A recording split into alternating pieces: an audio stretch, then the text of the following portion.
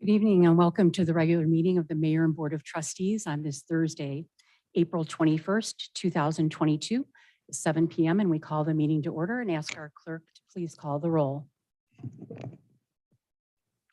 Trustee Page, Present. Trustee Martinez, Present. Trustee Blair, Present. Trustee Kagan, Present.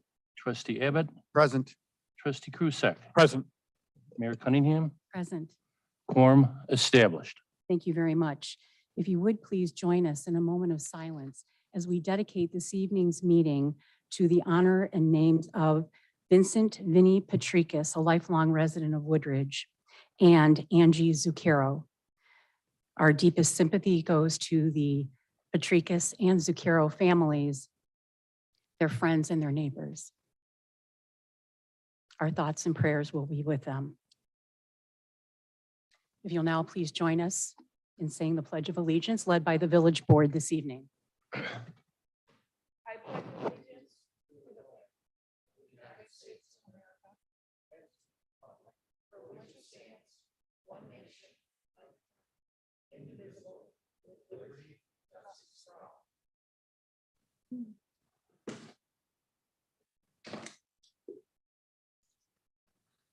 Well, we welcome everyone here this evening. We do have two proclamations that I've asked our village administrator, Mr. Stonich, to please read into the record.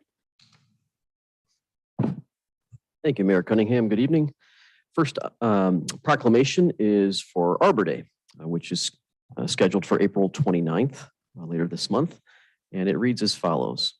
Whereas in 1872, J. Sterling Morton proposed to the Nebraska Board of Agriculture that a special day be set aside for the planting of trees. And whereas this holiday called Arbor Day was first observed with the planting of more than 1 million trees in Nebraska, and whereas Arbor Day is now observed throughout the nation and the world, and whereas trees can reduce the erosion of our precious topsoil by wind and water, cut heating and cooling costs, moderate the temperature, clean the air, produce oxygen, and provide habitat for wildlife. And whereas trees are a renewable resource giving us paper, wood for our homes, fuel for our fires, and countless other wood products. And whereas trees in our village increase property values, enhance the economic vitality of business areas, and beautify our community. And whereas trees are a source of joy and spiritual renewal.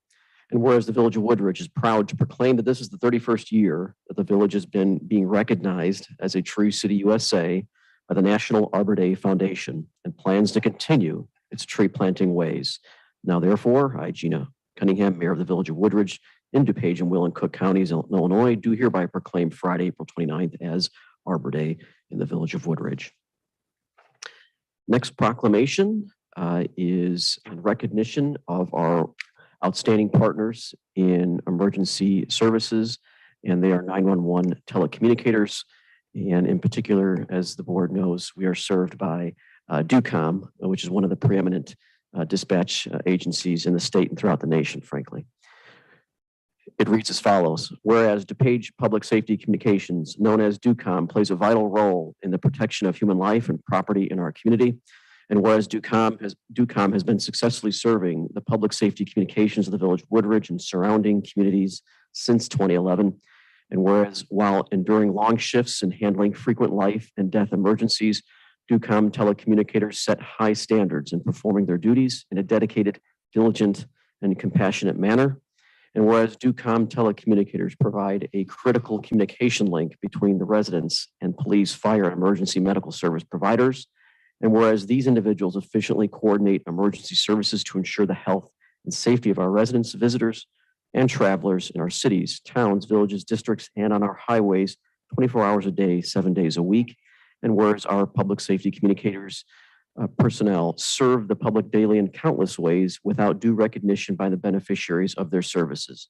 Now, therefore, I, Gina Cunningham, Mayor of the Village of Woodridge, DuPage, Will, and Cook Counties, call upon the citizens of Woodridge and upon all patriotic, civic, and educational organizations to observe the week of April 10th to the 16th, 2022 as National Public Safety Telecommunications Week. Thank you very much. Thank you very much, Administrator Stonich. We now move to the comments section where we open up and ask for comments from the public here this evening. If there are any comments or anyone who would like to make a comment that is not related to an agenda item this evening, we would invite you to the podium.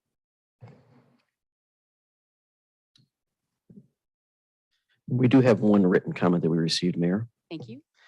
We received a written comment in advance of the meeting from a member of the public concerning complaints about their water bill. Copies have been provided to the entire board, and the written documentation submitted as part of that public comment will be entered into the public record and made a component of the minutes. Thank you very much. Now we'll move to comments that are related to our agenda this evening. Would invite anyone who would like to make a comment about an agenda item to please proceed to the podium. Anything else, Administrator Stonich, on items that are related to the agenda? No, Mayor. Seeing no one, we will go ahead and move to our omnibus this evening. Going to ask for a motion, please, to accept items A through K and acceptance of L. Could I please have a motion? So moved. Thank you, Trustee Cruz. A second, please. Second. Thank you, Trustee Martinez. Any item up for consideration that wants to be separately considered by the board this evening? Okay, seeing no. Madam Mayor, Yes, item please. L, Yes, separate consideration, item L. okay, item L. Okay, thank you. Going to ask our administrator to please review the omnibus for us this evening. Thank you, Mayor Cunningham. Members of the board, good evening. Item A, ordinance 2022-22, and is ordinance granting a minor amendment to regional planned unit development, 8700 Havens Drive Crisis Servant Shed installation. Item B is resolution 2022-39, is a resolution to approve a waiver of zoning application fees, minor amendment to a regional planned unit development, 8700 Havens Drive. This is also in reference to the Crisis Servant Shed installation. Item C, resolution 2022-40 is a resolution authorizing the execution of a contract award with Curry Motors via the Intergovernmental Suburban Purchasing Cooperative in the amount of $231,634. This contract award is for the purchase of 6 replacement Ford SUVs and 1 Ford Escape support vehicle for our police department. Item D, ordinance 2022-23 is an ordinance reserving volume cap in connection with private activity bond issues and related matters. Item E, ordinance 2022-24 is an ordinance authorizing the disposal of personal property owned by the Village of Woodridge. Item F, resolution 2022-41 is a resolution permitting the extension of a temporary COVID testing clinic located at CVS Pharmacy parking lot, 8645 Woodward Avenue. Item G, resolution 2022-42, resolution permitting the extension of a temporary COVID testing clinic located at Woodridge Clinic parking lot, 7530 Woodward Avenue. Item H, ordinance 2022-25 is an ordinance granting a minor amendment to a planned unit development, 3421 Foxborough Drive. This is for the Woodland Ridge Apartments, site improvements and amenities. Item I, resolution 2022-43 is a resolution to adopt the annual financials report for the Seven Bridges Golf Club covering the calendar year ending December 31st of 2019. And I believe there was a scrivener's error on this one. Is that correct? Okay, all right. And the correct date, Director Leto, should be? Fiscal year 2019. Thank you. Fiscal year 2019, that is reflected on the newest agenda before you. Item J, resolution 2022-44 is a resolution authorizing the mayor and clerk to execute a certain agreement for construction materials testing services between the Village of Woodridge and Applied Geoscience, Inc. This is for the 2022 construction materials testing services. Item K, resolution 2022-45 is a resolution awarding bid number 2022-12 for the water system leak detection services to ADS LLC in the amount of $36,400 for the annual water system leak detection services. Thank you. Thank you very much. So I'm going to ask, please, for our clerk to call the roll, but this would be for items A through K.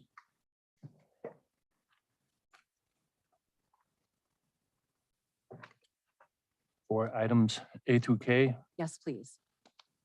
Trustee Martinez. Aye. Trustee Blair. Aye. Trustee Kagan. Aye. Trustee Abbott. Aye. Trustee Krusek. Aye. Trustee Page. Aye. Motion passes A through L. A through Either K. K. Mhm. Mhm. Yes. We have separately considered item L, which is Administrator Stonich, the accounts payable registers for March 25th, April 1st, and April 8th. Going to ask for a motion to approve, and then we'll open up for discussion. Okay.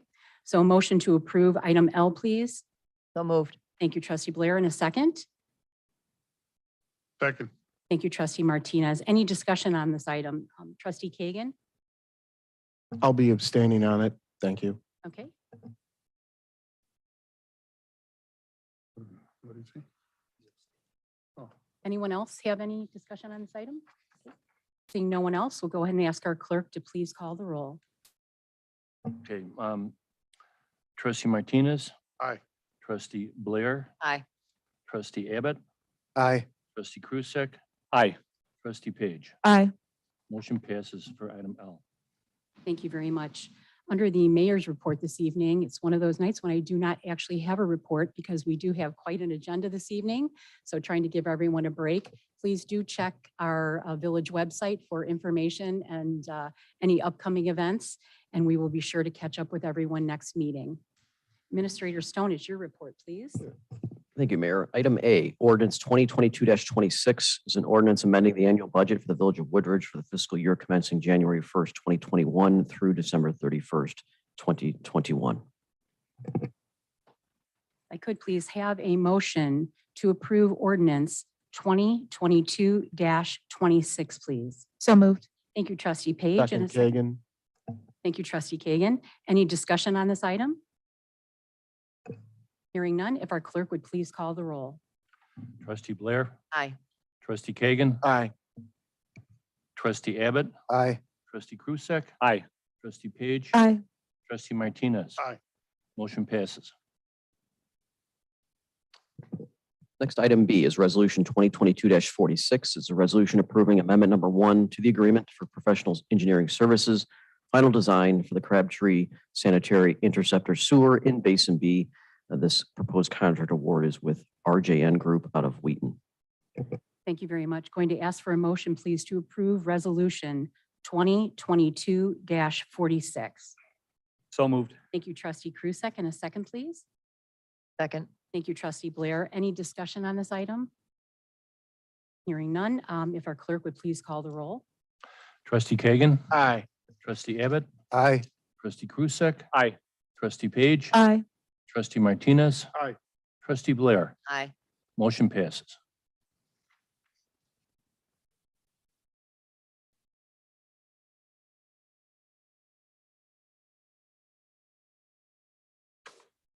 Thank you, Mayor and Board. The next item up for your consideration is a reference to the village's facilities improvement project and the proposed guaranteed maximum price. And I've got a brief presentation here that I'll begin with.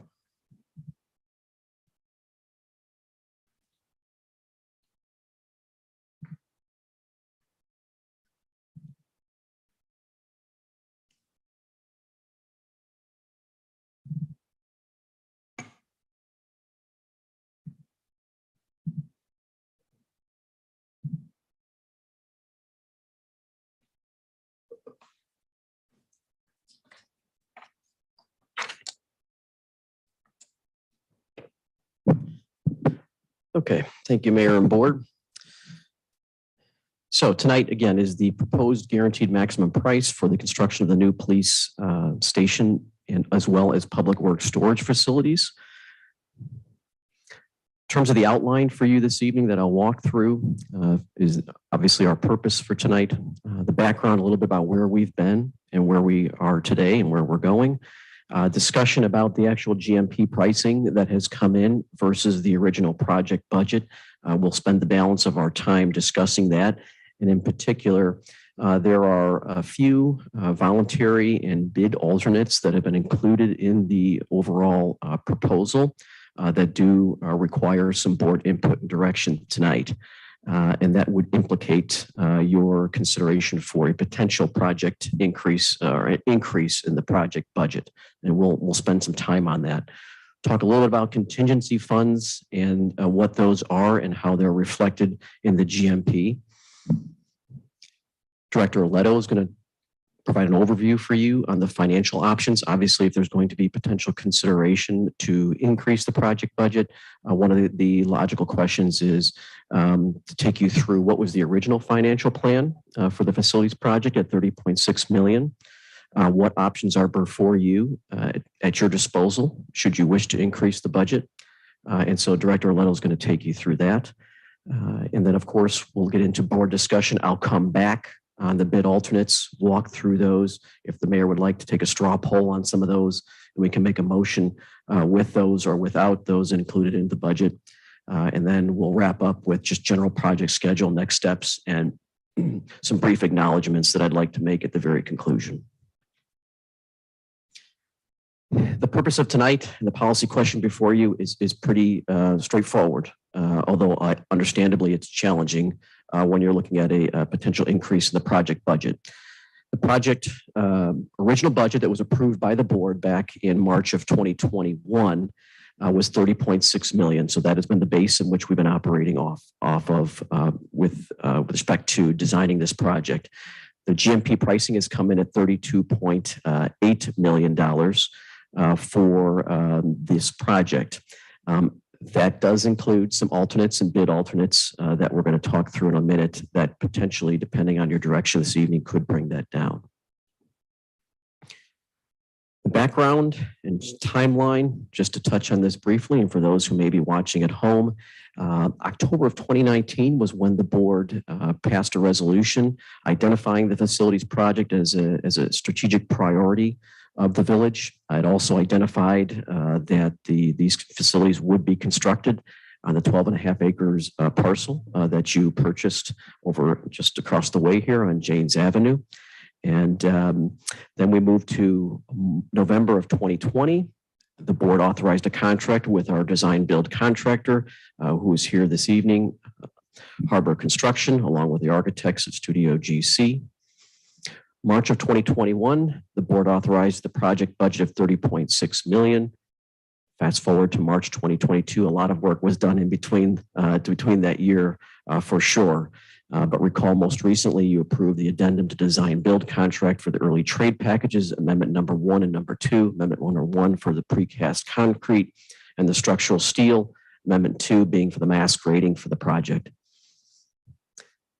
Here we are, April 2022. Director Porter, the Plan Commission, just reviewed the zoning and entitlements for this proposed project on Monday and provided a favorable recommendation to you, which will be coming before you here next month in May.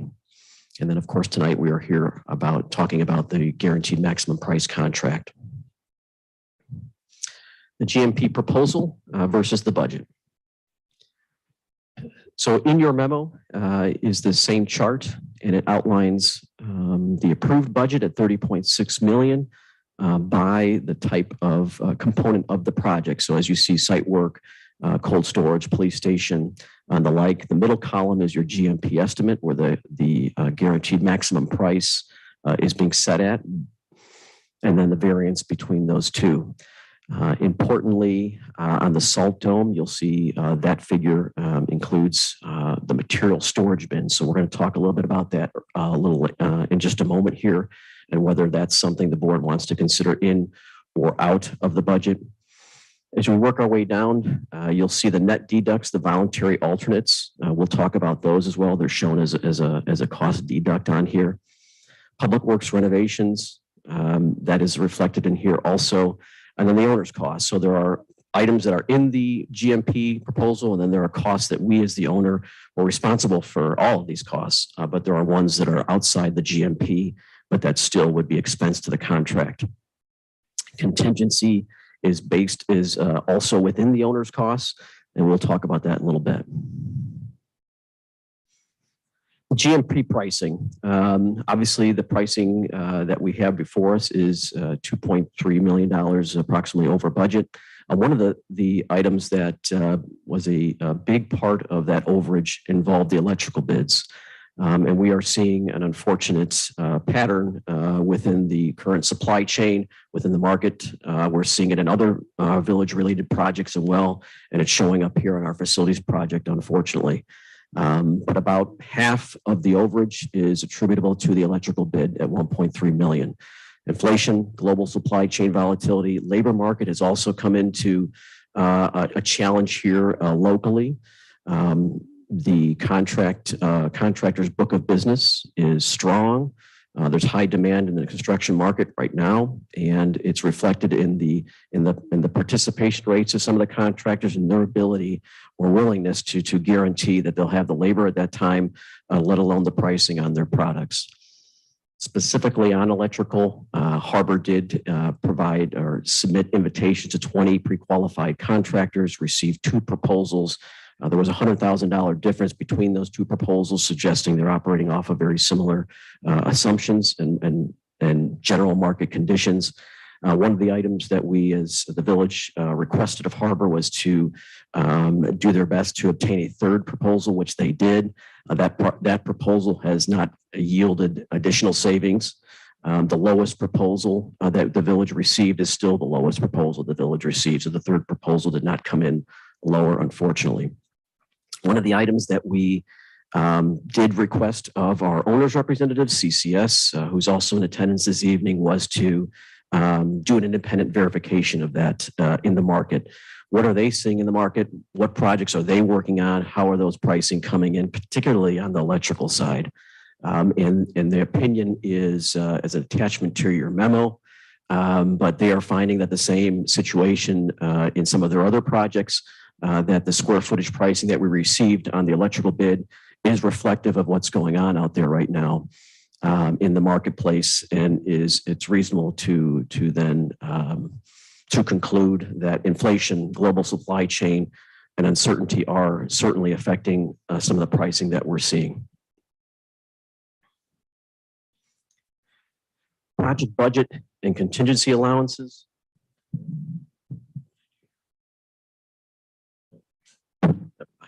Sorry. Project budget, contingency allowances. So within the GMP are certain contingencies. One is under the GMP side. So as a condition of being able to guarantee a maximum price, there's a contingency on there called the construction contingency. So that is built within Arbor's contract. It's set at 7% of the total construction costs right now at $1.5 million. And that is something that is for unknowns that come up in the project or issues that arise that could not be necessarily foreseen. The other contingency is owner's cost or village contingency that is completely under the village's control, would be for items that we as an owner, for example, may have possibly missed during the initial design of the project and would have to then accommodate for that if we're already into the schedule. Importantly, for both of these contingency items, anything that's remaining at the end of the project is returned to the village. So I want to make sure that that's something that the board is aware of. Allowances are also within the GMP. They are reflected as, they act in many ways as a contingency. You have the unsuitable soils. Arguably one of the greatest risks, price risks of any project, construction project, involves the soils on the property. So we will know what that risk is generally by mid to late summer if we've encountered the unexpected of additional unsuitable soils. We've got an allowance in here built into our budget to help absorb that cost. So we're not coming back, if you will, and saying that we need an additional increase in our budget, for example. Price escalation is another allowance that's built within the overall GMP, and that's to account for what we're experiencing just in this marketplace.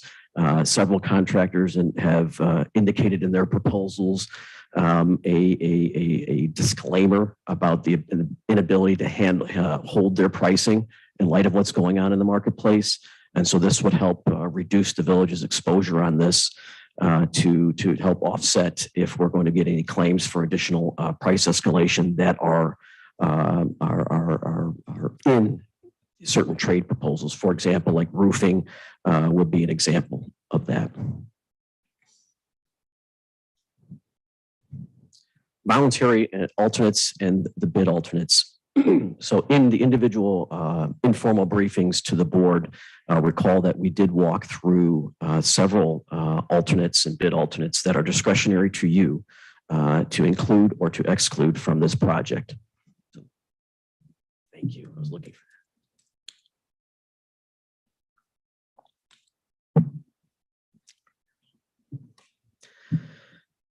voluntary alternates. One of the things that our team did along with Arbor, our owners, representatives, and staff is as we got to the design development stage and really even the construction drawings in November, December timeframe, as we were seeing our design estimates being exceeding budget, is how do we build into the bids that would be coming some options for us to reduce cost, to value engineer the project, and to ultimately give you, the board, the option to decide what should go in the project and what should go out, so that we could have this discussion like we are this evening to help with the budget situation, or if there are items that you felt were value add to the project, to the operations that you wanted to see maintained in the project. We wanted to have that options in there.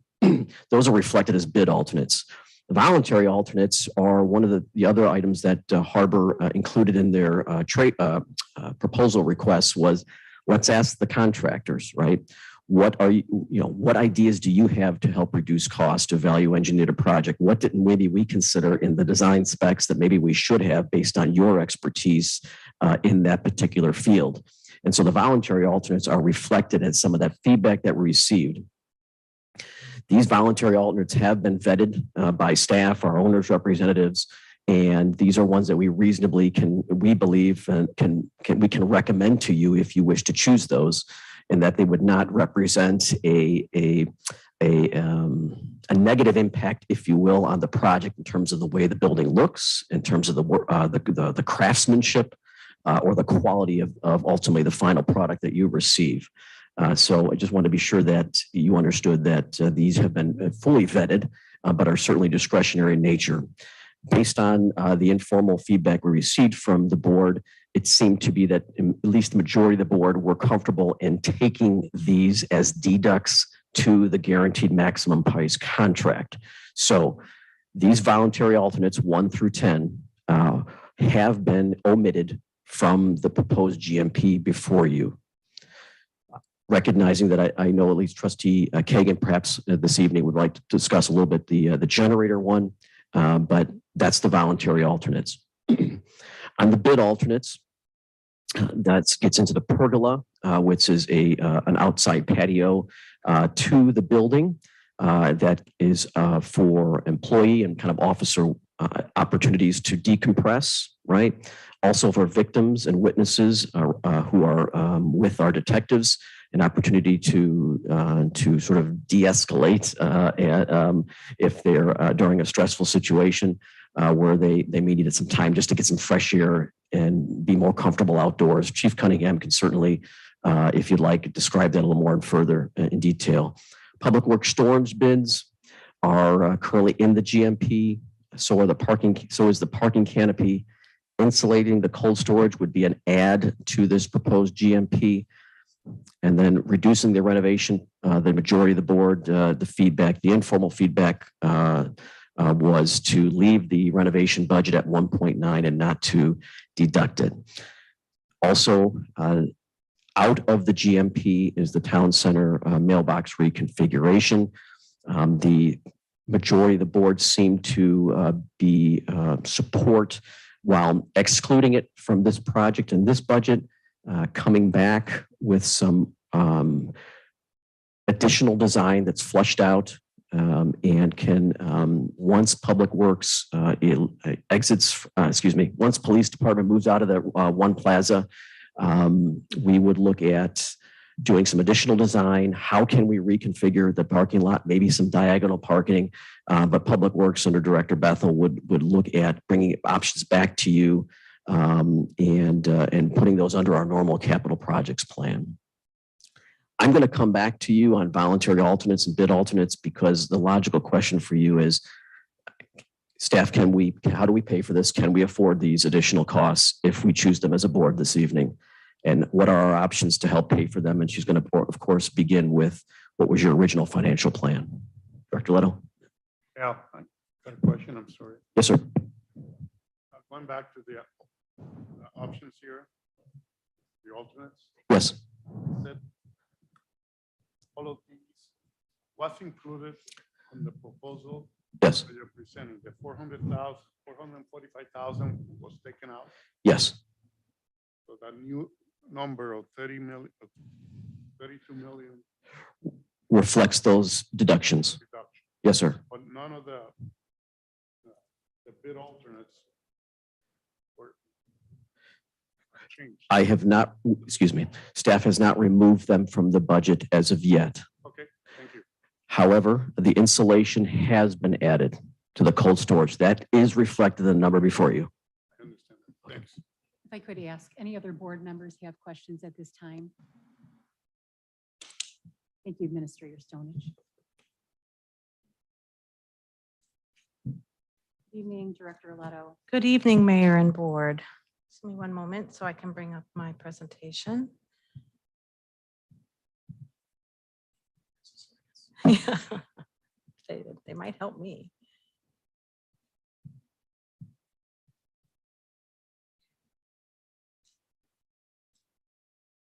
Okay, as Administrator Stonage mentioned, we thought it would be good to start with a recap of what we did. And you might recall it was almost exactly a year ago to this date that we were here.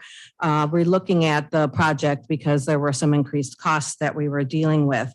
And so the original project budget was being increased to 30.6 million. So based off of that, these are slides that I've taken from the presentation that you saw about a year ago. And so these, this first slide here was taking a look at how much that we would have to bond for if we were to go with that 30.6 million, which ultimately the board did decide to do. You can see at the top of here, it takes into the account that we did that $5 million bond issue in 2019. And that was intended to issue then because we needed to purchase land. And so $3,460,000 of that was used to purchase land, left us with about $1.5 million to be used for the next phase of the design and construction. So based on that updated project cost, the remaining bond funds of 1.5 million, and the board had been talking about possibly using about 3.1 million in reserves from the capital projects fund. At that time, we would need to bond about $26 million. And so just hold that in your thought as we go through these next couple slides and also later in the presentation and how that plays into tonight's options that we'll be looking at. So here, and it's a little bit small, so hopefully you can see it a little bit better in front of you here. This was the look of the capital projects fund or the outlook for the next 10 years as of last year. And so let's orientate you to the spreadsheet once again. So if you look across the top here, we do have 2 years of actuals. Since these are from last year, our actuals at that time were 2019 and then 2020. And then we have our 10 years of projections that go out to 2030. The revenues are at the top side, and the revenues related to this project are in yellow. And so if you look at that line above the yellow, I probably should have highlighted it yellow, but I didn't. But it is that 0.25% sales tax, that the home rule sales tax that the board passed in 2016 to start funding for this project. And so right now, those funds are being reserved and set aside, but they are included in the fund balance. So when you're looking at these beginning and ending fund balances, all those dollars that we've collected since 2016, which total a little over $5 million at the end of 2021, they're included in these dollars. Then we have the expenditure section here. Again, the first line that's not highlighted are all of our other capital projects that are happening in that fund that's not related to this project. And then in the yellow shaded area is our existing and possibly future debt service. And if we were going to use any reserves out of this fund. And so that's kind of the layout of the spreadsheets that you're going to be looking at tonight. So is there any questions on that before I start getting into the numbers of it? Any questions from board members? Okay, great. So the option from last year here that you're looking at was, as I mentioned, to use 3.1 million in reserves and bond for the, bond for the remaining 26 million. So that 26 million plus our 3.1 million of reserves, plus that 1.5 million we had left over from our first bond issue, that's how we came up to that 30.6 million and how we're going to fund the project. So if you look here under that scenario and you look at out into 2030, which is the last column, and in that last line, you see here that we were looking to expect to have about $3.7 million in fund balance at that time. So some of the notes that I had included on that slide is that we were on the verge of the implementation of that level the playing field sales tax legislation. And so it not only started taxing online sales, but then in July of last year, it also included home rule sales tax collections, right? So at the time, we didn't really know what we would see in revenues there. We were kind of conservative here. But what we're seeing now has been really positive. We are at 20% last year over the year prior. Now, that was a COVID year, but it also only included 3 months of the sales tax that increased for home rule sales tax. For the first 4 months of this year, we are at 58% higher than we were last year. So that's huge. If that continues, we'd be about 4.5 million for the year. We had 3 million last year. So, and 0.75% or 3/4 of those dollars would go to this fund. So it's sales tax is looking very promising. I don't want to jinx it, but we're pleased with what we're seeing so far. And then also I had just reminders and it's probably good just to run through these quickly so the board remembers what debt that we have out there existing right now. And so we had our Pine Ridge debt that had ended in 2021. We have our debt on our 44 acres. That goes into 2033. It will free up about $570,000 annually when that ends. You'll see here the debt service is about double that, but we split that with the Park District. They reimburse us for half of that cost.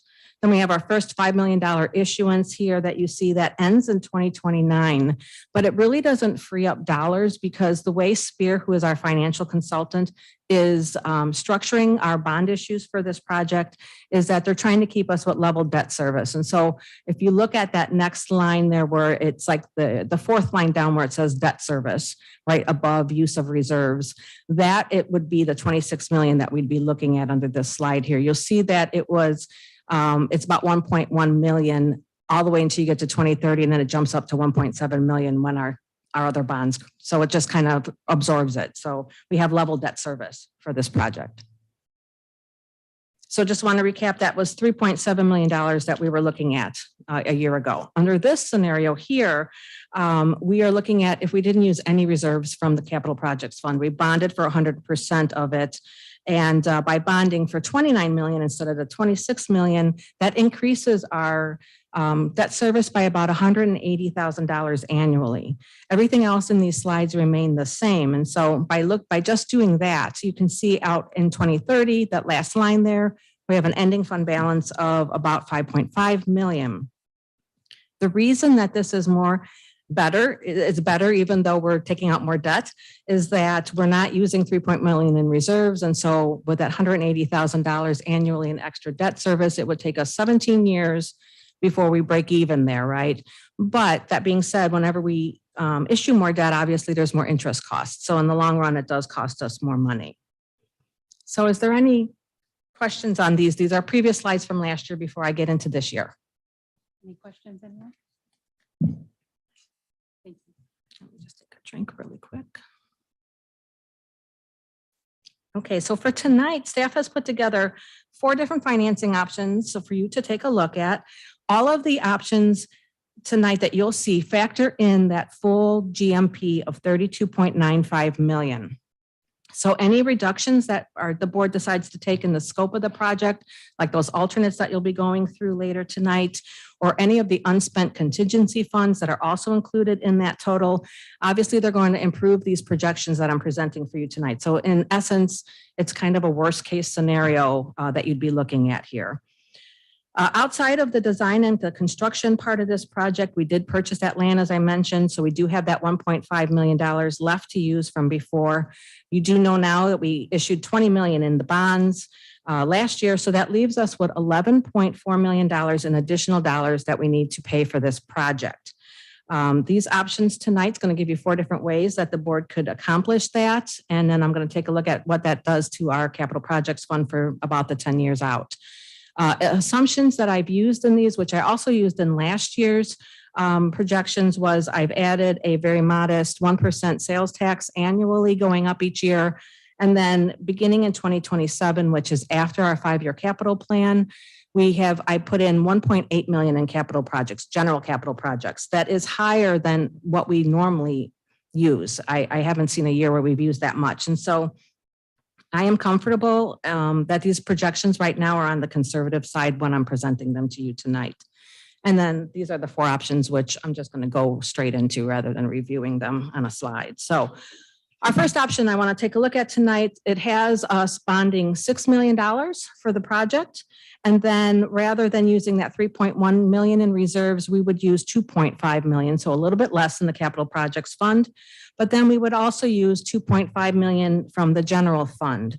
And so we can do that if the board wishes to do so, because we're receiving that 4.5 million in ARPA funds.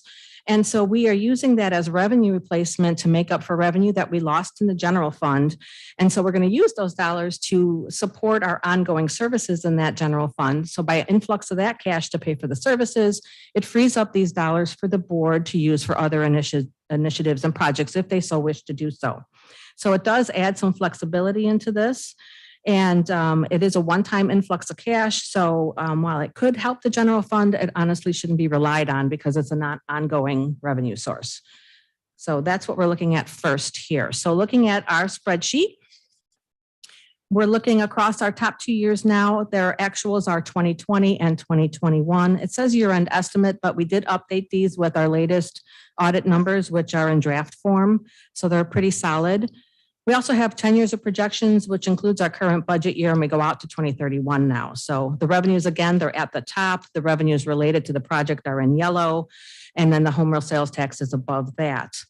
You can see in the first column in 2020, we did transfer into this fund. When we closed our TIF, we had a TIF distribution of $325,000 that we put in here for this project.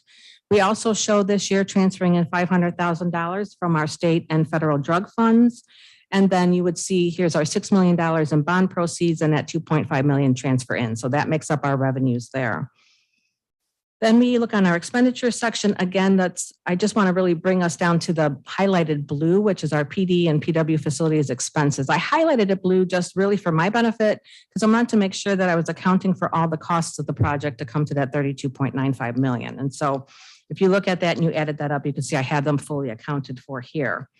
The yellow shaded area, as I mentioned before, is our debt service. And the one thing I do want to point out before I move to the next one is we do have that use of reserves there in blue with the 5 million, but we also have that line above it is our $6 million in bonds and that debt service associated with it. So we're looking at about 500,000 until it escalates in 2030 to a little over $1 million. So that's our cost.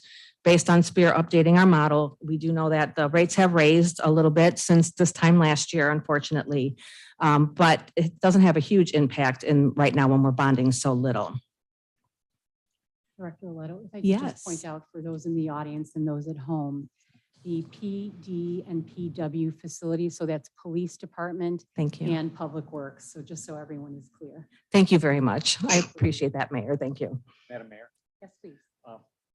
Nadine, Yes. when you're looking at bonding this year, I take it in 2022, Yes. how soon, depending on when we give you the answer, are you looking? You know, we're going to work with SPEAR and see what he thinks the market might be.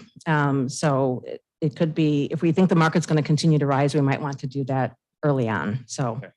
Once we have final numbers, we can move forward with that. Thank you. Thank you, Trustee Krusek. Anyone else, please?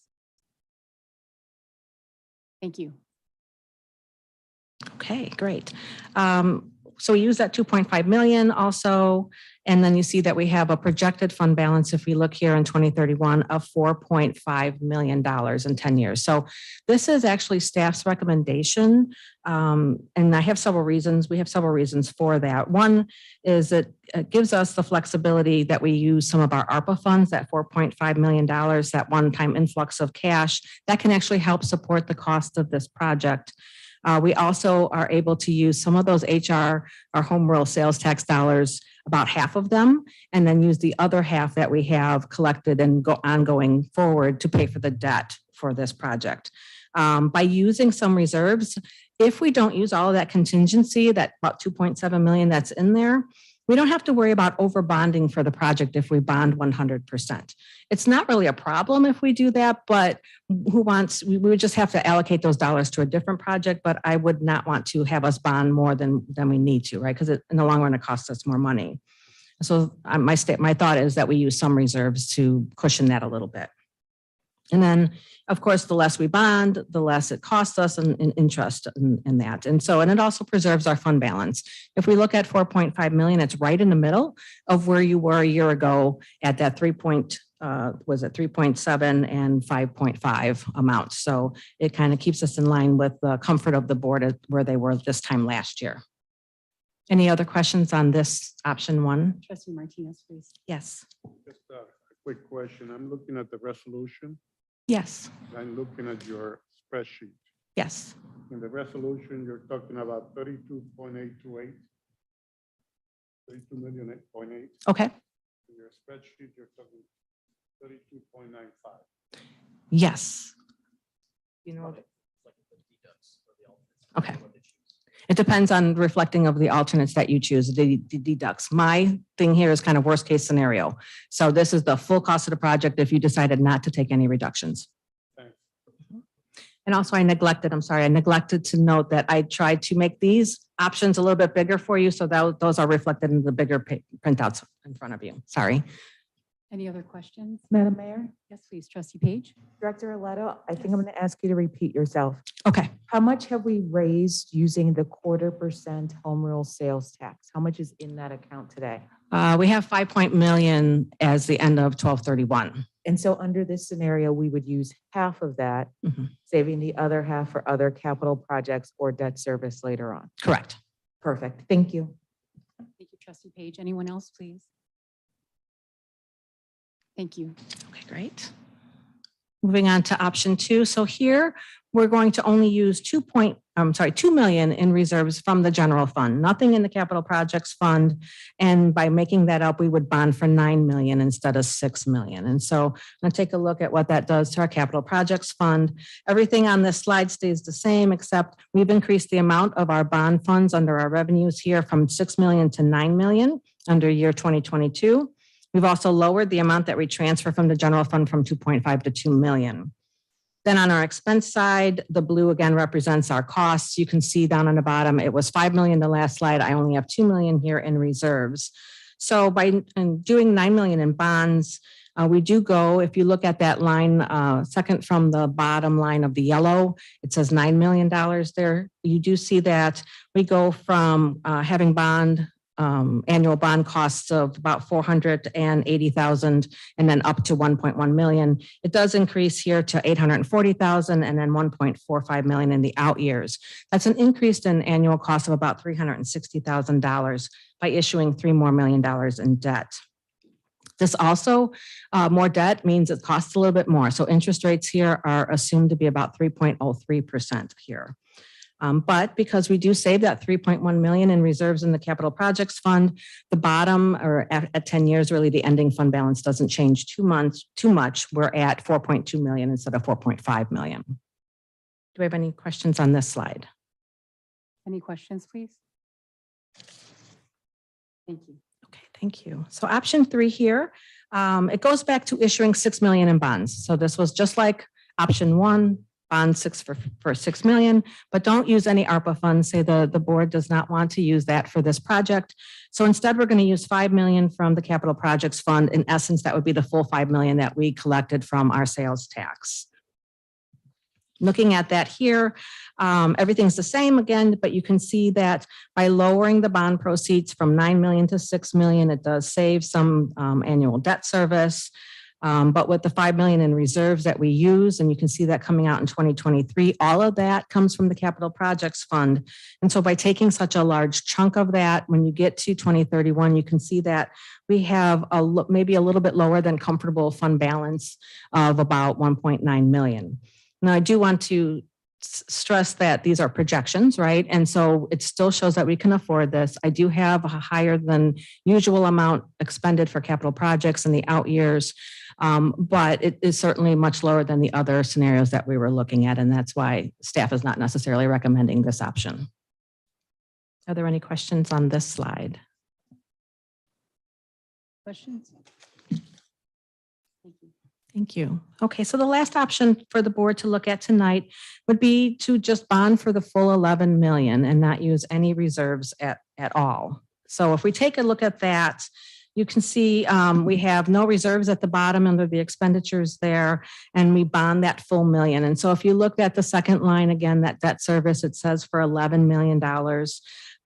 You can see that there is an increased cost associated with that, right? So by, another thing to note, by bonding over 10 million, we lose the ability to have bank qualified bonds. So ultimately, not only the increased amount to bond, but that over 10 million threshold throws up our interest rate, and we're up at 3.24%. So of course, higher debt and higher interest costs is going to be higher payments and ultimately higher costs for the project. But here, our annual debt service is about 2.3 million.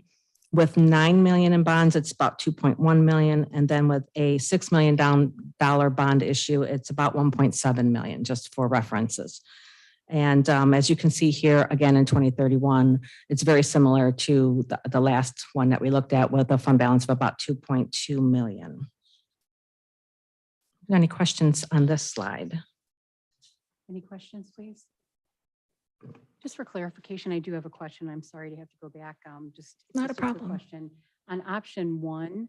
Could you remind me what the interest rate is on The bonds, I might not have said that, so thank you. It's 2.74%.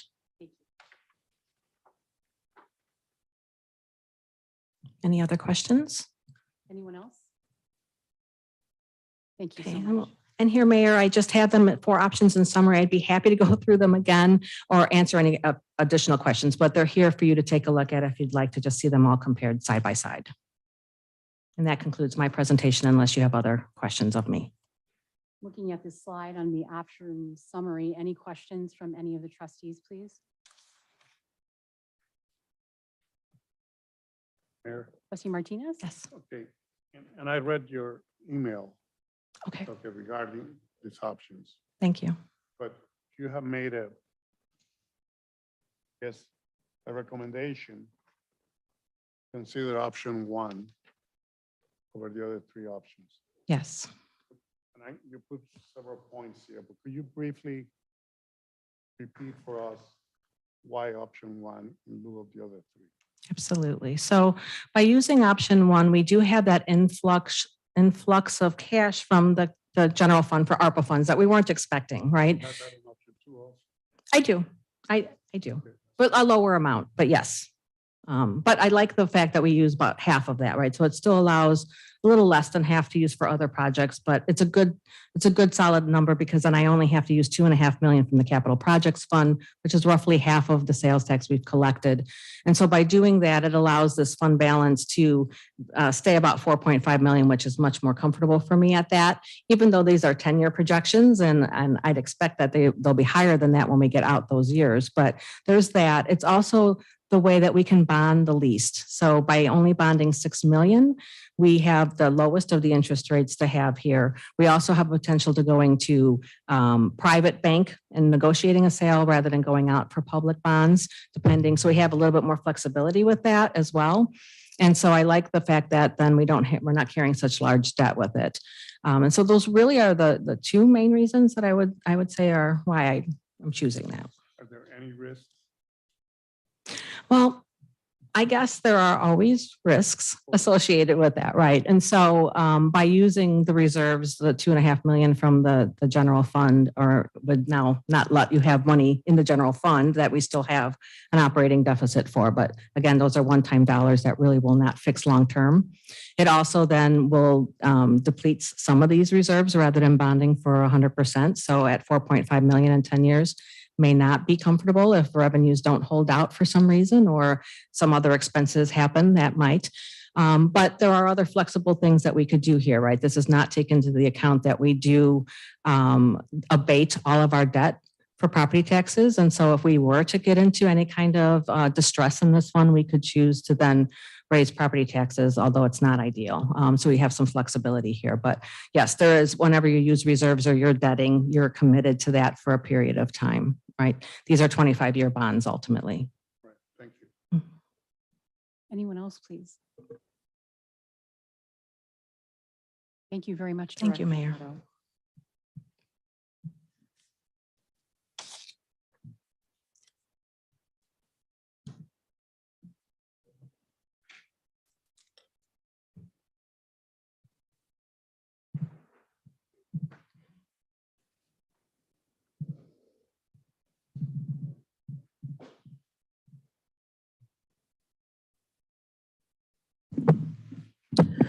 All right, thank you, Director Leto. As I mentioned, we would come back to the voluntary alternates and the bid alternates. So these are material to the ultimate GMP price that's before you this evening. And it does reflect some of the informal feedback that we received from the board. If there's a contrary opinion on the voluntary alternates, I would leave that to the mayor and board to discuss those further. But where there were some divergence of opinion and perspectives, I think was primarily focused on the bid alternates. And so that does warrant, I believe, some further board deliberation and discussion tonight on how you would best like to proceed.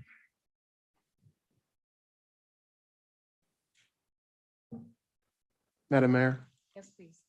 I would actually like to talk about one of the voluntary alternatives and just speak very frankly with my fellow board members. I know I've spoken about this at length with many of you. The omitting of the dual generator connection for $73,000. Again, one of the thoughts and why I was so adamant with staff about this was we're developing this building to be our village's emergency operations center. And what that means to me is when a catastrophe occurs, be it natural, be it other, say, third party, we may not be able to rely on the infrastructure at hand to support the natural gas generator and the ability for us to drop off a diesel generator and secure diesel fuel is going to be far easier in this type of an event. And again, operate our emergency operations center at 100% capacity, which again, I don't want to talk about, dark futures. If the lights go out, this building needs to stay up. And if the natural gas is turned off, the lights are not on in this building. So I would strongly encourage all of my board members just to think about this. It's $75,000 on a multi-million-dollar project.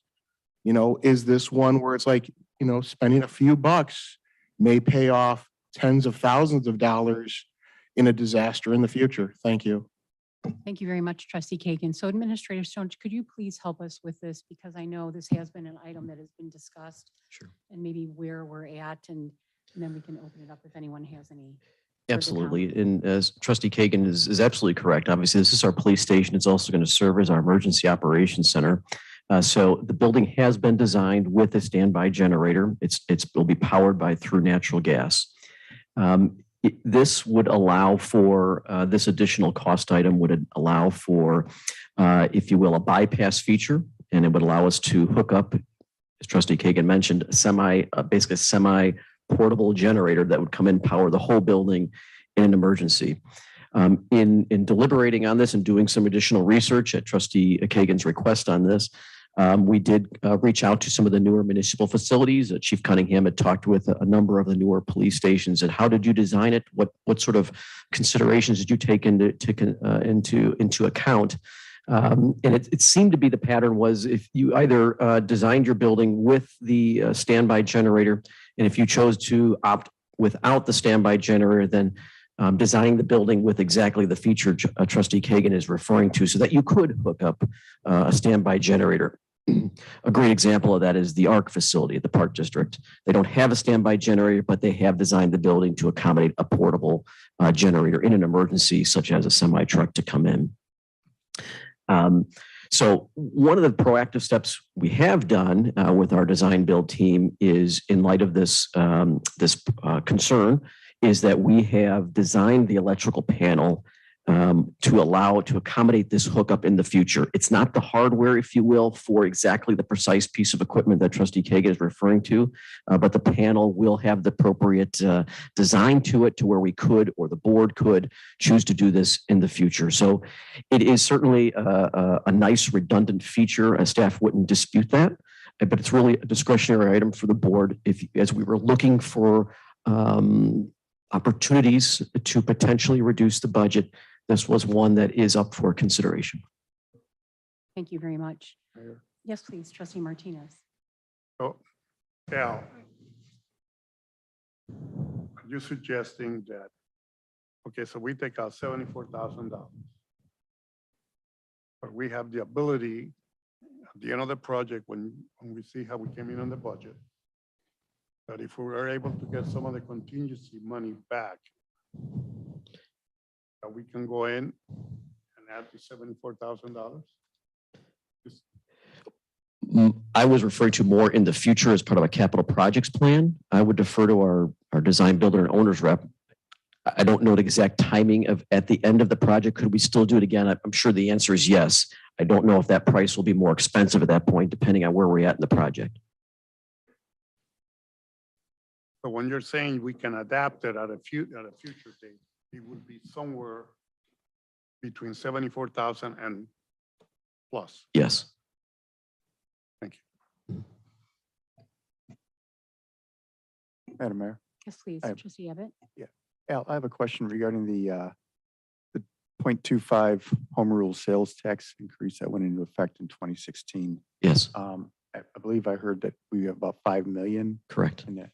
But I thought the reason we segregated that was to put it toward the police building. Correct. But we're only putting half towards the police building at this point, as far as down, cash in the barrel. Correct. Is there a reason why we're not putting all of it? Because I thought that was what our original intent was. Sure. I'll let Director Leto kind of walk us through that. Mhm. So trustee Abbott, actually, we would be using all of it. It's just not using all of it out of reserves at one time. And so the remainder 2.5 million would be used to service the debt that would pay for that we're bonding the project. One of the options, and I could show it again, it did show using the full 5 million. Would you like me to come up there, Al, and show it real quickly? It's right there. Yes. This one? Yes. Okay. And it's going to be option 3, I think.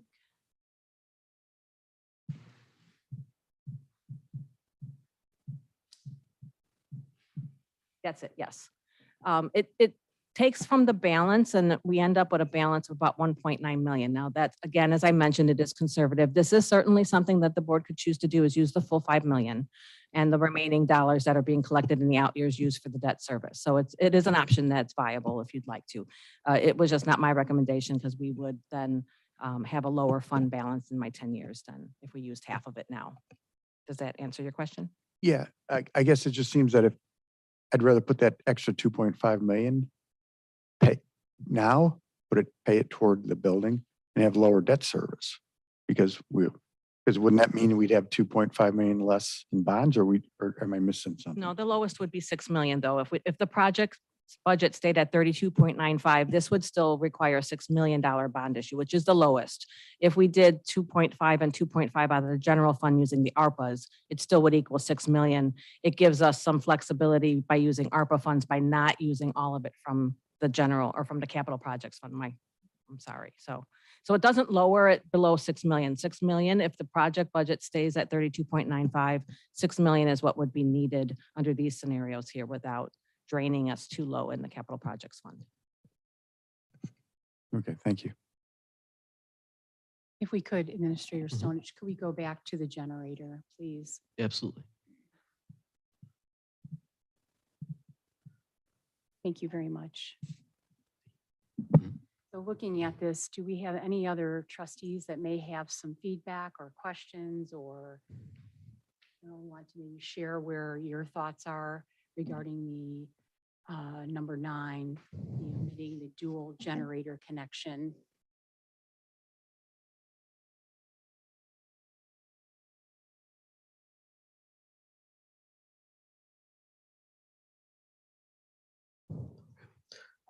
So I think we'll go ahead, Trustee Kagan, and move on. But thank you for bringing that forth. Okay. The other items that warrant some further discussion, as I mentioned, are the bid alternates. We have the pergola, we have the public works storage bins, and the police patrol vehicle parking canopy. I'm happy to go into any further detail on those. Obviously, Director Bethel and Chief Cunningham can elaborate further on the cost benefit to the operations as well as you wish, Mayor.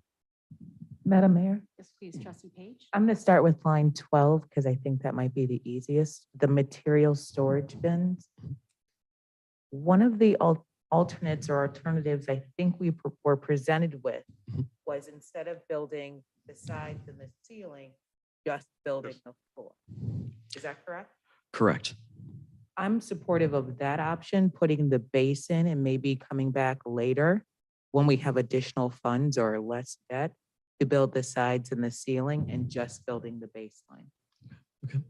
And I believe that cost was about $500,000 versus 800,000 It was about $500,000 less cost, correct? less. Right. Okay, perfect. Mhm.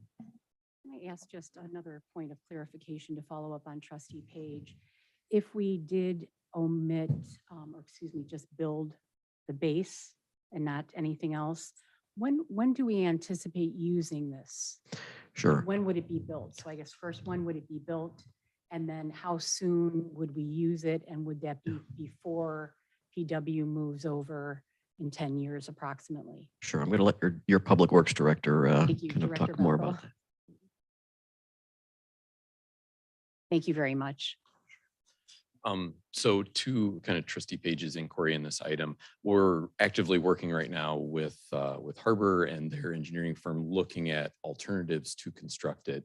And I think in our head, logically, it makes sense. You'd build that foundation, you'd come back to finish it off. Our concern though is if maybe the design or what we're looking at to come back in the future would be different and we find a more advantageous approach, that maybe we've overbuilt the foundation and it wouldn't necessarily be necessary. So one of the things we'd like to talk to Arbor about is, well, what would be the cost just to put in pavement versus that cost to put in the extra foundation versus the cost to kind of build everything. And maybe it's not dollars lost that you end up ripping out some asphalt, but you haven't necessarily overbuilt beyond what might be needed. So I think what I'm trying to say is we're trying to come to what makes the most sense to the village now in the future, where it kind of benefits operations without overbuilding or wasting dollars, or can we get a better cost by delaying it down the road? We haven't quite come to that conclusion yet. And I think that's why one of the alternatives, and it's maybe kind of in the gray between, in or out, is in, but with the caveat of come back to us with what that alternative is and what the cost would be, and then determine if it proceeds or not. In talking to Arbor before, they thought we really, up until probably early June or so, we still had that flexibility where it would not change the pricing that's been presented to us as far as a deduct. So Director Bethel, again, just following up on trustee Page's question, when would you anticipate this being built and when would it be used? Like immediately, because we actually currently use outside storage in various locations. And I'm just curious if we build something and, build it to what maybe we don't know exactly right now, but we may determine that in the next few months, we would then be able to use it fall into winter. We'd use it tomorrow if you built it, I think is the ideal. But again, I think it's understanding that when costs come in a market like this, what can you do to creatively kind of get to that same conclusion in a different way? So we had a meeting today of all the directors of DuPage County. We meet on a quarterly basis. It's the group I chair through DuPage mayors and managers. So I was talking to different directors about alternatives. A lot of them have exactly the structure that is what we had kind of put before you. It's pretty much the most common design. There are some that kind of like for our salt barn, they built an even bigger salt barn and then created those corrals inside of that structure. And some of them are kind of like how we operate out of the county for the towns that have wastewater treatment plants. They kind of use the existing kind of metal open building and store underneath to get out of the elements. So we haven't necessarily come up with or found that creative solution that gets us to a good end result that provides the structure that we're looking for operationally, but reduces the cost. Studio GC, the engineering firm, they were looking at, can we do something with building that foundation using something similar to kind of like the parking canopy to still create kind of a covered area? You would reduce some of your concrete costs. We could reuse some of the blocks we use for corrals, and as opposed to having kind of a poured foundation, creating something that, would have the ability and flexibility to change, but still covering it out of the elements. So we're really trying to explore everything as quickly as possible. It's just we don't necessarily have those answers before you. So in my head, logically, you build the foundation, you come back later, but I hate to kind of put good money forward and lock us in where we come up with a better alternative that's cheaper, hopefully here in short order. Yes, trustee Blair? Just a general number, what are we paying for the storage now on the off-site Yeah, locations? that's a great question, Trustee Blair. So we pay about $8,000 a year for the rental there. Okay. The issue is really the travel time and the goal That of was my next question. I mean, how much is it costing us in travel time and gas and everything else to Right. go back and forth with these facilities? right. Ideally, if you have it here, our equipment's here, our staff is here, is where a lot of that savings is going to be is operationally. And again, the county has been a great partner, both for the salt as well as outdoor storage. Again, they ultimately probably have their own plans for that property. You know, they've certainly not given us our eviction notice, but at some point down the road, they're likely going to want to use that property for their own uses. That, and to be clear, that is not something that's out there now, where they've said you have to leave. You know, we're continuing to work with them. So it's something that is there. There isn't a ticking deadline like there is with the salt, where we want to have our own facility. You're required to have an enclosed facility. And again, operationally, that's something where we're double handling material. It's being delivered to the county, and then we're having to take it from the county and deliver it up here as we need it, where there's more dollars, where again, it's 7,000 to 8,000, you know, you pay for the salt barn storage at the county, but then you're paying the county's time to load it, you're paying the trucking time, and then plus our staff time to kind of then bring it up here as we need it. Thank you. Thank you very much. If you could also, just for general knowledge, share about what regarding the salt storage, what is the requirement that we are held to? Sure. And so I believe it was back in like 2017, 2018, underneath the National Pollutant Discharge Elimination System. It's a federal requirement related to stormwater runoff. You're required to have all of your salt put in an enclosed structure, meaning walls and a roof. So we have a small material storage bay, very similar to kind of the corrals we were talking about for material storage here, where we can keep about 600-700 tons. And then the rest of it, we would build temporarily blocks and then have salt delivered and tarp it. And so that became illegal in 2017 or so. So now we only use that 600 or 700 tons. Everything else goes to the county, where we rent space in their dome. And I think one other thing, again, just for the benefit of the public, on those material storage bins, what we're talking about are things like stone. So when we do a water main repair, having the stone that you're going to backfill, it's going to be black dirt. As far as restoration, it's going to be sand or abrasives in the winter. It's going to be larger riprap when you're doing kind of a stabilization project. It's going to be asphalt and UPM. It's going to be the spoil that comes out of those excavations that you need to hold and test before you can dispose of it. So that's really, it's kind of the day-to-day operational pieces of the operation is what you're looking to include in there. Anyone else have any questions or follow-up? Okay, thank you very much, Director Bethel.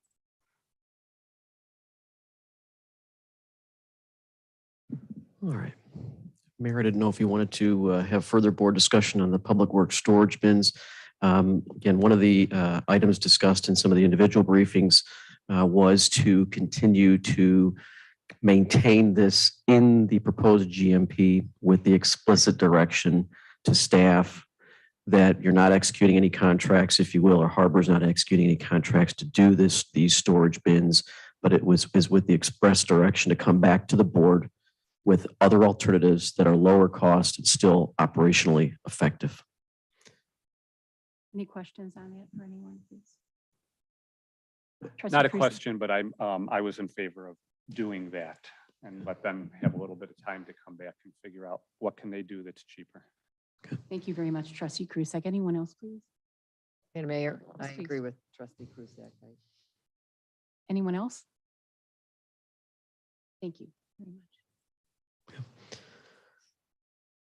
Parking canopy. So Chief Cunningham can elaborate further if you wish, but I think importantly, from a kind of beginning standpoint to where we are today, we started off as a two-story building very early on in concepts, and one of the goals was to achieve covered parking for our police fleet. So that started off as indoor parking, even underground, and as we started working our way through design, it became a one-story building, as you recall. But still an important goal was to have some level of covered parking for the police fleet. And so we came up with a more or less of a carport or canopy concept. And And Chief Cunningham, through additional sort of budget pressures as we got through design development and towards the end of last year, worked with Arbor and our owners representatives and actually have that. So where we had initially in the design a concept, a canopy that would cover all of our police fleet, including administrative and detective vehicles and things of that nature and CSOs. What has been brought to you now in the GMP is to cover just our operational patrol fleets. So a reduction or elimination of this parking canopy would mean there's no covered parking as part of the police building for any of the vehicles and police. So I just want to kind of at least give you the sense of the iterative process that Chief Cunningham's gone through with our design build team. Any feedback on the parking canopy if your board wants to have that, Mayor? Thank you very much. So we're looking for the patrol car canopy carport. It's on here, or is it's on item 13, I believe, omit parking canopy under bid alternatives. Asking for feedback on this, please, from the board. One, Trustee Martinez? I'm in favor of keeping the cover park. I am also. Madam Mayor, Yes, I had a question. Is this something that could be added later if we wanted? Yes. Thank you. Anyone else? Trustee Page? Madam Mayor, I know that a lot of our neighbors have built new police stations. Is this standard? In the newer police stations, if they don't have completely covered parking, a lot of them are building like a lower level kind of basement thing. They are putting those canopies in. And I believe the administrator said for operational. So the officers that are on duty would be the ones using the canopy, Yeah, but the extra vehicles would still be sitting outside. correct. Approximately probably 10 cars. So that would be our patrol fleet, the ones that are actively working on the shift. Okay, thank you. I do have a question. Yes, please, Trustee Martinez? So we're talking maybe a dozen cars, Chief, more or less. Could you briefly explain to us how this parking canopy for $285,000? Is it a structural type canopy? Is that what we're talking about here? Because that's a lot of money for a canopy. Sure. To answer, it's basically a Chris, pre-engineered. before you get going, identify yourself sorry. for the record. Yep, Chris Kozak with Arbor. And just to answer your question, it's basically a pre-engineered metal building structure. So it's a structural steel frame with a standing seam roof and does have some lights under it, but it is a cantilevered structure. So there's no columns on the front side to impede the vehicles. Okay. It just sounds like a lot of money, but Yeah. I'm in favor of Yeah. it. Giving you a thumbs up. Madam Mayor, I'm sorry. Were you done? Yeah, but Trustee Martinez, were you done? I had a question for Chief Cunningham. So what's the operational benefit of having a parking canopy? Sure, that's a great question. Primarily first to keep the cars protected from weather, but also the patrol officers are the ones who are carrying their gear in and out, weapons. I mean, basically, if you watch them load up their cars, it's like they're moving out of their house. They have so much stuff. So especially in the inclement weather, that kind of protects them from snow and ice and a potential slip and fall. All right, thank you. anyone else, please? Madam Mayor, Yes, please, Trustee. I Cruz. would agree with Trustee Martinez and Blair, and I would want to see it kept in. Thank you very much. Anyone else? Madam Mayor, Yes, I would please. prefer to see it removed. Thank you very much, Trustee Abbott. Anyone else?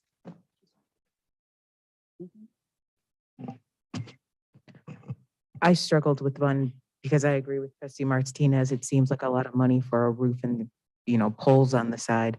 I would like to see this removed. Thank you. Trustee Kagan? I'm in favor of removing the parking canopy. Okay, I think that covers everyone. Next up is Insulate the cold storage. So based on the informal feedback from the board, there was support to insulate the Public Works cold storage building.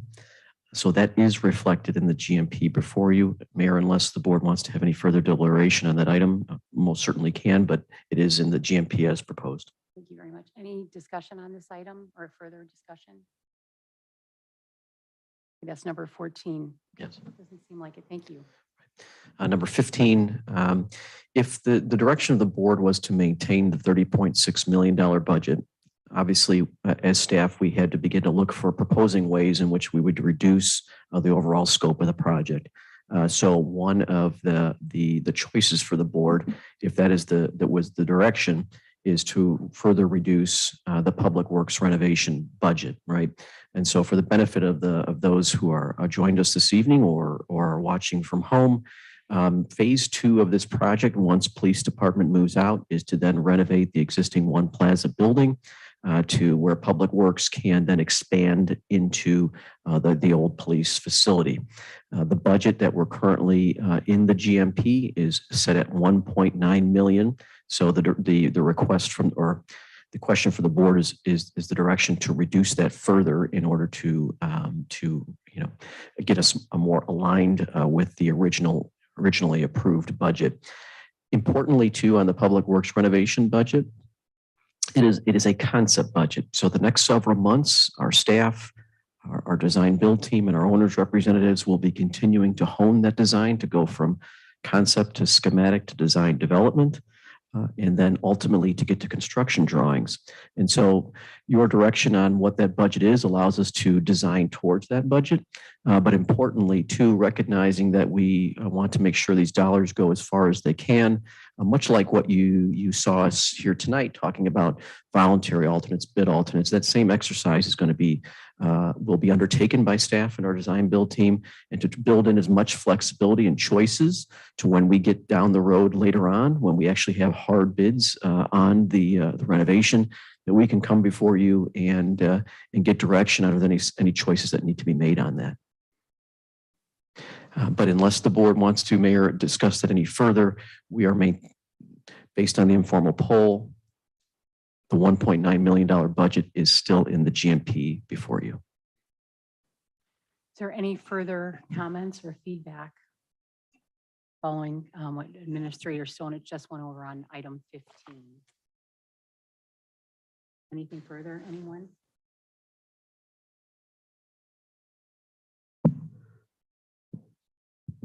Okay. Next item, number 16, the last item is deferral of the Town Center Drive and Mailbox reconfiguration in our parking lot. And this would be an item up for board discussion. It is a concept budget right now at $200,000 that has really carried its way since the very early space needs analysis. Clearly, the board has set this as a priority for our parking lot in our town center area to take a hard look at this reconfiguration. Staff would certainly agree with you that it does warrant further analysis.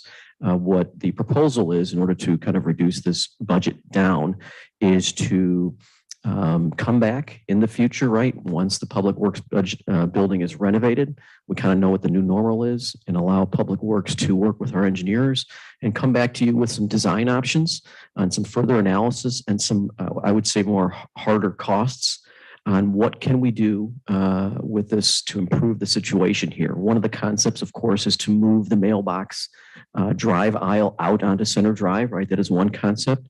But there might be ways to better utilize the parking lot area here with a different design, perhaps diagonal parking. We don't know that quite yet. But this would not be, and just for the public, this would not be to eliminate this as an initiative. It would be merely to take it out of this budget and then come back to you as part of our normal capital improvement projects initiatives that you review every year as part of the budget process. Administrator Stone, I just want to make sure that the trustees are clear. If they want to approve what's before them tonight, what the proposed resolution, that is what is on this page. In other words, the proposed resolution that's before the board tonight has the 1 through 10 already taken out, Correct. did not take out 11, 12, 13, and 15. They're still in the budget, correct? Still in the GMP, Adds in the number 14 correct? and already defers the number 16. Correct.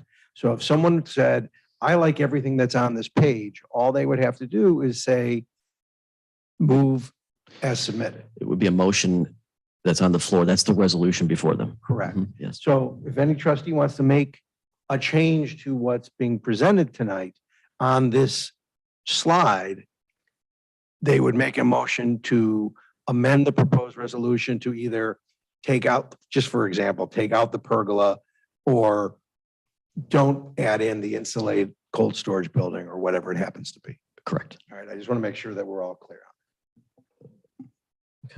Madam Mayor? Okay. Sorry, trustee.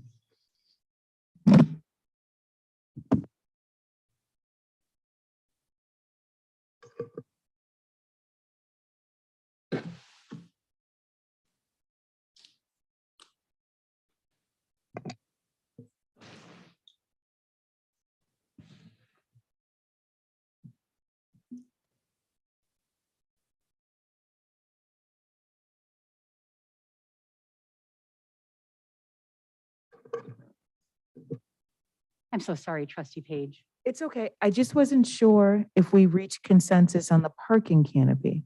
Is the majority in? Is the majority out? That's a great question, trustee Page. And so I do think it may warrant, Mayor, depending on your preference, a straw poll, right? To if you want to get consensus on each of these items. Okay, so right now it was 3 and 3. So my position is to keep the parking canopy for the police department. Okay. After hearing all the information, and I did want to, and I had to excuse myself, trustee Page. I did want to ask a question of our attorney, Attorney Pat, because I know that there's some items that may need further discussion. I think there's maybe 1 or 2. I'm not really sure. And I asked what our options would be, as I know this is very time sensitive. So I'm going to ask Attorney Pat to please share what we had just, my question and what his answer was, please. If a trustee wanted to continue this to, or table it, or continue to it the next meeting, they could certainly make that motion. And if there's a second and four affirmative votes, it would be continued. The concern, and I think Administrator Stones can speak more specifically on this, is that Arbor has indicated to us that some of the pricing that is currently in the proposal are based on prices that that may not be able to be held beyond a certain time. So I'll defer to Administrator Stones on that. Correct. So Harbor's proposals are valid, if you will, through the end of this month. And several trades have indicated on their proposals that they're unable to hold their pricing and guarantee it beyond this month. So there is certainly some risk that items would be repriced, and it would likely result in a greater cost coming forward. We could, though, possibly, if there is a need, and I would ask all of you if there is a need. I guess my one question was number 12, these material storage bins. Just not sure. I know we've got 2, either totally remove them or omit them totally from the plan, or look at the contingency of holding this and doing further research on what options are available, which I felt like most were shared that they might be interested in, as trustee Krusek had shared and trustee Blair, but I wasn't sure about everyone else. Anyone else have any other feedback? I'm sorry to stop and go, but aside, so we know we have the option that we could do a specially called meeting. Would have to be next week before the end of the month. But on item 12, I know that we've heard from 2 trustees that were willing to keep it in with a question mark on what that could actually be, if I'm understanding correctly.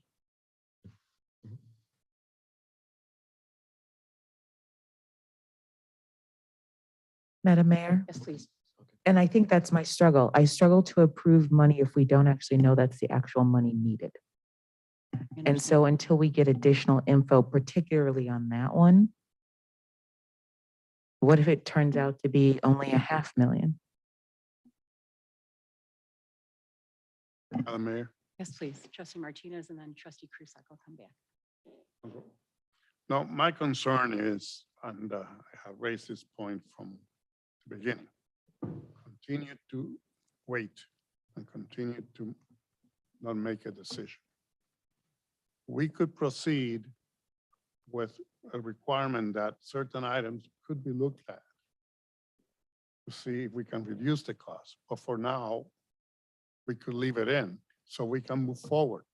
I mean, guys, this is not a game. We got to move forward here. If we want a police department to come in at $2.3 million over budget or whatever it is now, we cannot take another risk here. As much as I keep asking questions about the pricing and this and that, I would challenge Arbor and our representatives to find, if it's there, more economical way. But for now, to proceed, I believe we should move forward the way it is. I do have a question though. That $2.1 million you have at the bottom, Yes. it's really $1.9 million, right? Because you're taking the $200,000 out. You're deferring the 200,000, right? Correct. Yes, to a future date. Yes, Right. that's accurate. So it's not part of the budget, right? Correct. It's not part of the GMP or the proposed budget. It's Yes, not part of the G. correct. Okay, I'm sorry. No, that's okay. Basically, I was going to say the same thing as trustee Martinez. At this point, if we leave it in, it's really not committing us to anything until we decide how are we going to do it. And this will give Chris a little bit of time with Arbor and they can go and figure out what's the best way to do this. And maybe it ends up being, we're not doing anything. That could be. So, but I think that to move it forward, we should just leave it as is. That's my opinion. And get this approved so that everything can get going. Madam Mayor, Yes, I please. agree with trustee Martinez and trustee Krusek, and I would just like to emphasize, no more delays. I can't emphasize that enough. So we're going to go ahead and continue because now we really do need to hear from everyone.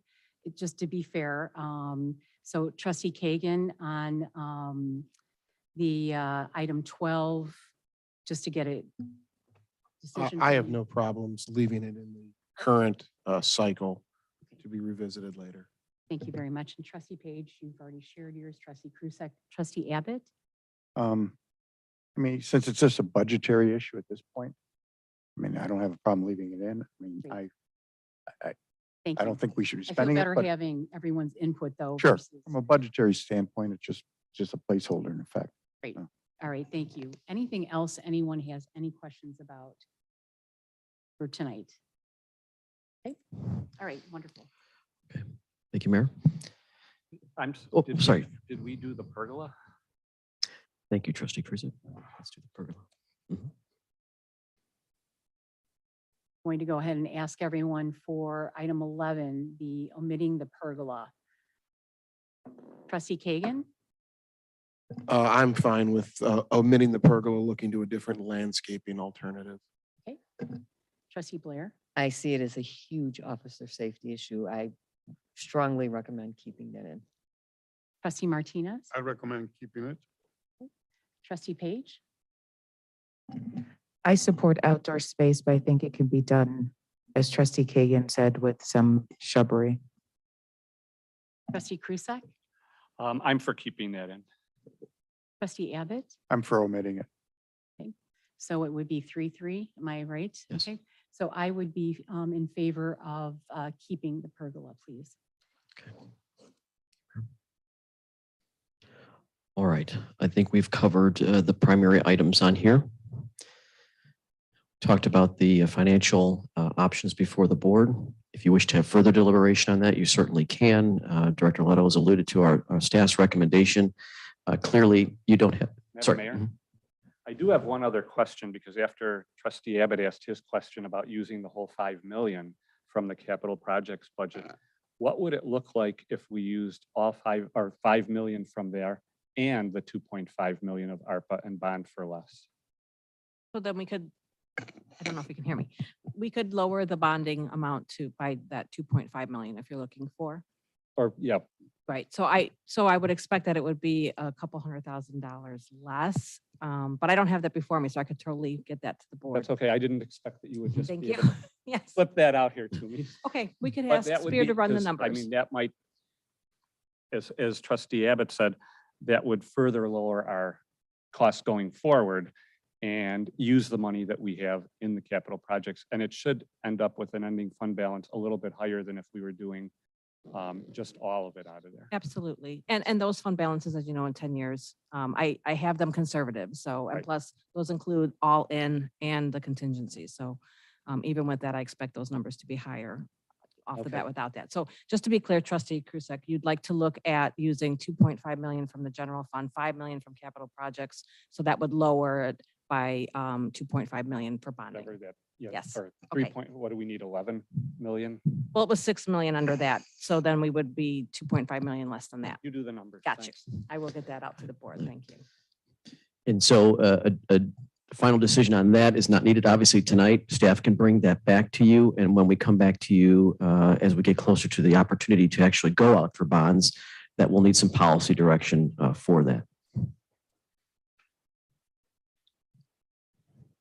If there's any other further board questions, Mayor, or deliberation you wish to have in terms of project schedule in the GMP, these are the substantial completion dates that are contained within the GMP. We have the August of 2023, next year being a key milestone for several reasons. One of course, is the police building would be at substantial completion, and along with the site work.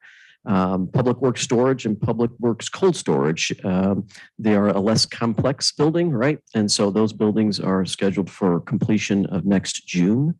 A substantial completion for the entire site of those buildings would be September.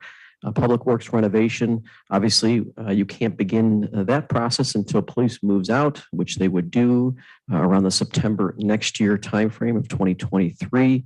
And then the renovation can commence shortly thereafter. And so once we come back to you with the actual GMP proposal for the Public Works renovation, we'll have obviously a better timeline laid out there for you. Reconstruction phase acknowledgements. I just wanted to, I think it's appropriate for just to acknowledge a lot of the efforts that have gone into this project from our consultants and our team that I would be remiss not to mention. This type of a project is enormous and is a tremendous amount of work that goes in, level of detail, and your staff and your design team here have been outstanding. So Arbor Construction, our design builder, Chris Kozak, Ryan Berry, Studio GC Architects, Craig Meadows, CCS, our international, Andy Joseph, Graham Harwood, Ian Parr is here. Village staff. One of the risks of listing out acknowledgements is you might miss somebody, but I'm going to do it anyway.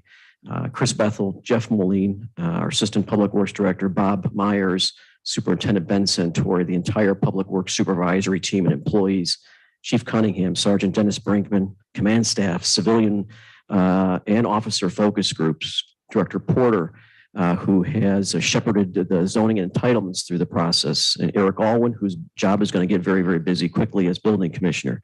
Nadine Aletto, obviously working on our financials, Peggy Halleck, Sam Banda on IT, and also our audiovisual and low voltage, along with our consultant Sentinel. Your village attorney, Eric Pat, has spent countless hours on this project. Jim Hoff on public communications and project website, making sure that our public stays informed. And we have wonderful consulting engineers in Bennis Associates, V3 and Sentinel on the IT side. I can't thank them all enough for the number of hours that they've put in and just their level of care and diligence to deliver to you a cost competitive product that's going to benefit, we believe, this community for decades to come, and obviously the employees that are working within those buildings. So we thank you for your support throughout this process. And I can't thank the staff enough for all that they've done. Thank you very much, Administrator Stonich, and really on behalf of the village board, all of our residents throughout Woodridge. This has been a tremendous undertaking, as you stated, and also one that has been in place for over a decade, to be truthful. We have worked on this, and it's a project right from the heart, showing our community and our police officers, our police department, our public work team, the care that our community has for all of their outstanding works throughout our community. So thank you, and please share that with everyone. But I know I speak for everyone here that we truly appreciate all of the excellent efforts on behalf of the Village of Woodridge to each and every person. So thank you very much, and we're very excited about this moving forward. Thank you. Any other questions, statements at this time? We're going to go ahead and. if there's We have to nothing vote. further- I'm sorry. Yes. Administrator Stone's, I just want to make sure we're clear before a motion gets on the floor. Number 15, reducing the PW renovation budget by 550,000. Mhm. Was the consensus to do that? Consensus was not to do that. The consensus was not to reduce the budget by $550,000. Correct. Okay, I just want to make sure. That's what my note said, but I had a last second. Maybe I did No, that that's wrong. great. Thank you for Okay. clarifying that. Thanks. Anyone else? Okay, because we're going to go ahead. We'll be moving to item C then, which is the resolution 2022-47. I'd like to ask for a motion to approve resolution 2022-47. Mayor, I make the motion to approve as presented.